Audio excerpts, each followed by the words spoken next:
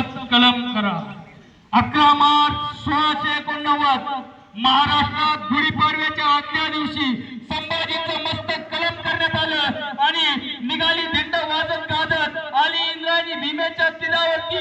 त्या इंद्रायणी भीमेच्या तीरावरती रोवला तो भाल्याचा फाळ आणि त्या संभाजींच्या मस्तकातून रक्ताचा एक थेंब पडला त्या इंद्रायणी भीमेच्या तीरामध्ये आणि थरारली इंद्रायणी भीमा।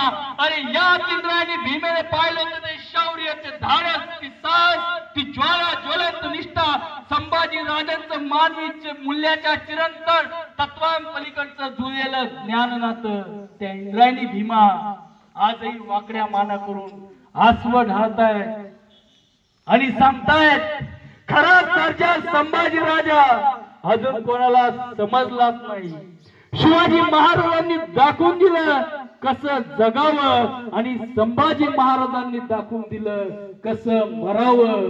आणि तो औरंगजेब स्वतः म्हणत राहिला, सचमुच छावा है छावा शेर का, हमने आंखें निकाल दी उसकी लेकिन नहीं झुकी उसकी आंखें हमारे सामने। हमने जबान काट दी उसकी लेकिन नहीं मांगे उस जवान से उसने रहम के 2 लफ्ज। हमने हाथ तोड़ दिए उसके लेकिन नहीं फैलाए उसने हाथ हमारे सामने। हमने पांव काट दिए उसके लेकिन नहीं टेके उसने घुटने हमारे सामने। हमने गर्दन उड़ा दी उसकी लेकिन नहीं झुकी उसकी गर्दन हमारे सामने। सचमुच छावा है छावा शेर का, या अल्लाह होंगे कभी कामयाब या ऐसे ही खाली हाथ लौटना पड़ेगा दिल्ली को। परंतु दिल्लीला जाण्याचं भाग्य औरंगजेबाला कधी आलंच नाही।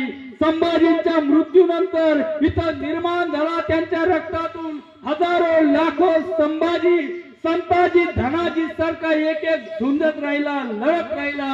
राजा शिवाय 14 वर्ष हा महाराष्ट्र औरंगजेबाशी टक्कर घेत राहिला आणि अखेर इथंच त्याची कबर बांधून मगच शांत झाला।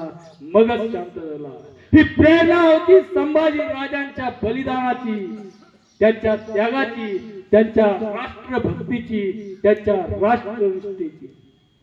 अंगावरच्या जखमा म्हणत होत्या राजा थांब थोडं, अंगावरच्या जखमा म्हणत होत्या राजा थांब थोडं, पाठीला होती ढाल आणि तोच होतं घोडं। राजा तुम्ही आणखी 10 वर्ष जर जगला असता तर मुघलांनी सुद्धा कपाळावरती भगवाच लावला असता, मुघलांनी सुद्धा कपाळावरती भगवाच लावला असता। ही प्रेरणा होती संभाजी राजांच्या बलिदानाची, त्यांच्या शौर्याची, त्यांच्या त्यागाची, त्यांच्या राष्ट्रभक्तीची, त्यांच्या राष्ट्रनिष्ठेची। सर्वांना या निमित्तानं जय भवानी, जय शिवाजी आज या ठिकाणी